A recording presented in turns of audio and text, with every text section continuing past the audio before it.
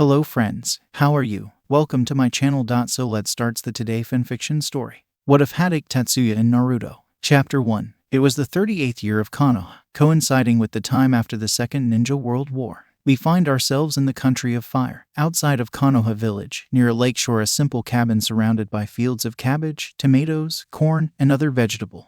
This cabin is located in the suburbs outside of Konoha's village wall, where Naruto used to fish in the original work. A boy about 5 or 6 years old, with silver hair and a face mask that covers the entire face below the bridge of his nose, is seen walking to the door of the wooden house, raising his head and calling out, "Uncle." About half a minute later, the door of the wooden house was slowly opened, revealing a man who was about in the second half of his 25 years, with the same silver hair as the boy, but with a more elegant and fierce demeanor. This man is truly heroic, and it's the most suitable word to describe him, especially considering he doesn't wear a farmer's straw hat on his head. "It's 50 You finally here to spend family time with me," the man said, lowering his head and casting his eyes on the young boy. He then picked up a hoe from the side and began working on the ground. "Uncle, my name is Kakashi," the boy spoke. Kakashi rolled his eyes in response, feeling speechless. Despite growing up with this uncle for so long, he has only heard him call his real name a few times. 50 because he can fight Kaguya but nearly lost to Zabuza, so it doesn't matter who he fights. He has a 50% chance to win the fight.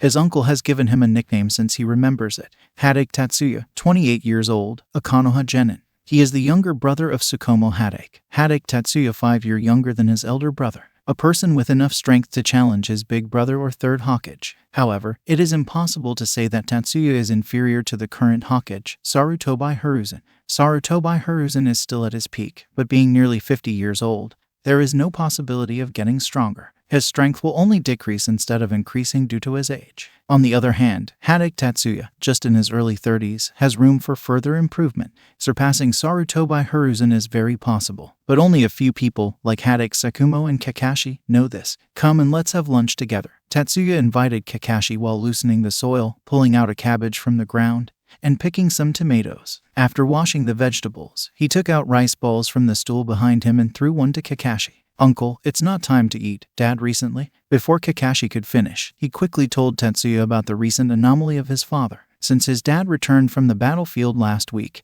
his cheerful personality disappeared, replaced by silence and gloom. For over a week, he locked himself in the house, refusing to speak, which made Kakashi's heart fill with an unknown and bad premonition, leading him to seek help from his uncle. Tatsuya frowned, trying to recall the timeline.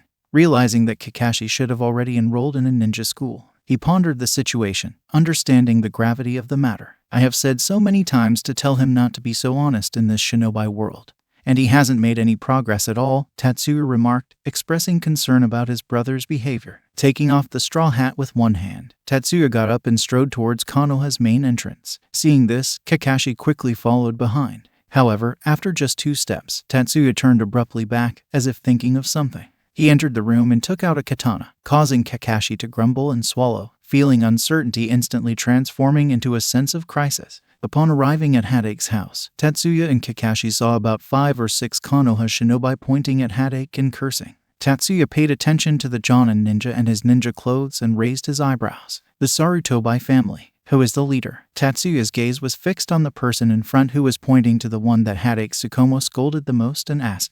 "Yes, Sarutobi Shinosuke. In the previous mission, seemed to be a teammate who worked with Dad," Kakashi whispered, still a young 6-year-old kid. "Oh, it's him." Tatsuya gave a funny laugh and strode forward. Snapped. In the next second, before anyone could react, Tatsuya slapped his brother's face. The sound was at least 80 decibels. Tsukumo was directly slapped and fell to the ground, his left cheek swollen. "Dad, are you okay?" Kakashi, who was shocked, reacted quickly, rushing to pick up his father, and then shouted at Tatsuya, "Uncle, what are you doing? I'm asking you to comfort my father, not to beat him. Why don't you respond?" Tatsuya asked Hatake Tsukumo condescendingly, leaving him speechless. "A bunch of trash can point fingers at your cage-level head and talk shit, and you're silent. Have you become a coward?" Tatsuya asked again. "Idiot, eternal genin, who gave you the courage to say that?" The people behind Sarutobi Shinosuke and others were furious, attempting to grab Tatsuya's shoulder and punch him. Tatsuya scoffed, looking at the ninjas of Konoha and their leader, one who looked like a monkey being Hokage, son Sarutobi Shinosuke. Suddenly, Tatsuya pulled out the katana from his waist. His kenjutsu is different from the lightning-style kenjutsu that his brother, White Fang, is known for. The moment the sword was drawn, its body burst into raging flames, fire style plus swordsmanship, akin to that swordsmanship.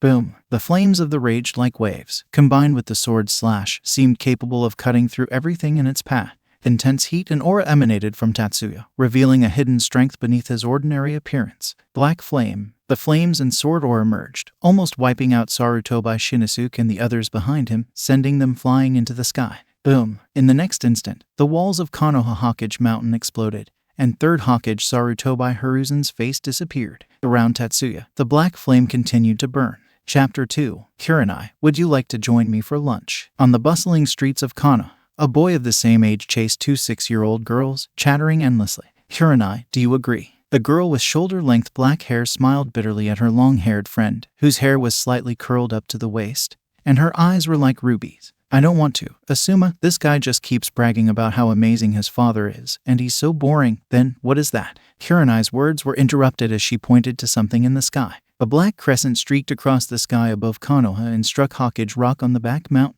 Boom! The explosion created a storm that swept almost half of Konoha, causing Kurenai, Shizune, Asuma, and the other young ninja students who had just entered the ninja school to be blown to the ground.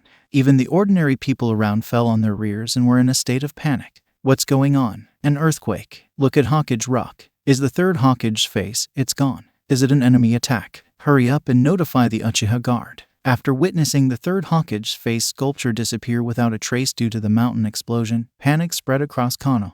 This was the period of the Ninja World War, so the first reaction of many was to assume an enemy attack. Amidst the chaos, the two 6-year-olds, Kurenai and Shizune, got up from the ground. The attack just now had the power of a very strong ninjutsu, right? Shizune's face turned pale, still in shock. Yeah, but it looked like a sword slash. My dad couldn't do something at that level. Could it be Uncle Tsukumo? No, that's not right. Uncle Tsukumo uses lightning style. Kurenai's father, Uetaka, was a famous swordsman and jinjutsu ninja in Konoha, and she recognized that the attack was a sword slash. However, it was far beyond her father's abilities. In her mind, only her father's friend, the renowned White Fang, could perform such a feat. But that didn't make sense. Looking at the weird black flames burning on the mountain wall, it was clearly different from the lightning-style slashing technique that White Fang was famous for. Let's go and see. Kurenai took her best friend's hand and quickly ran towards the direction where the sword energy had exploded. Hey, wait for me, Kurenai. Asuma hurriedly got up from the ground and rushed to catch up with them.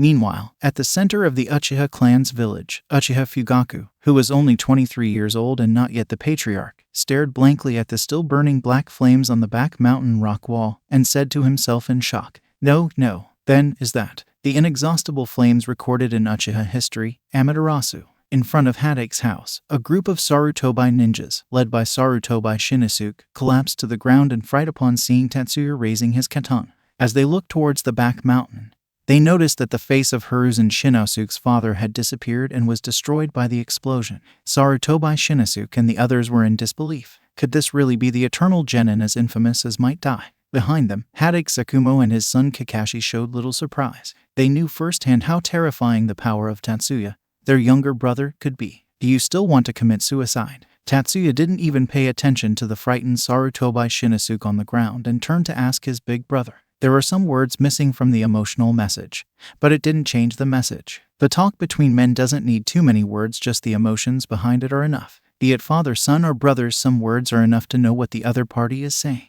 Hatake Tsukumo's face was suddenly startled. Lately, he had faced endless accusations from other ninjas, making him consider suicide.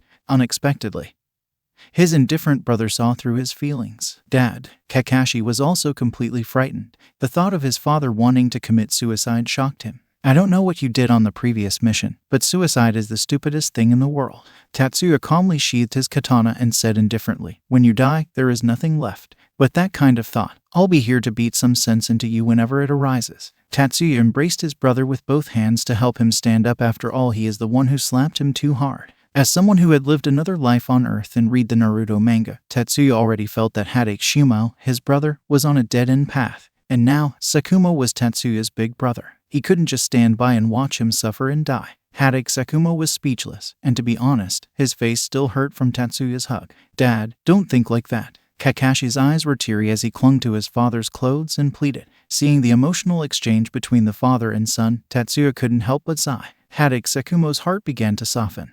and he gave a faint smile, saying, "Don't worry, I won't." Suddenly, a cold humming sound reached their ears. The 3 members of the Hatake family turned their heads to look. More than a dozen figures wearing gray vests and animal masks suddenly appeared, flashing with the body flicker technique, surrounding the Hatake mansion in an instant. At the same time, Kurenai and her group of young academy students arrived. Accompanying them were 2 other kids of the same age, Uchiha Abido and Nohara Lin.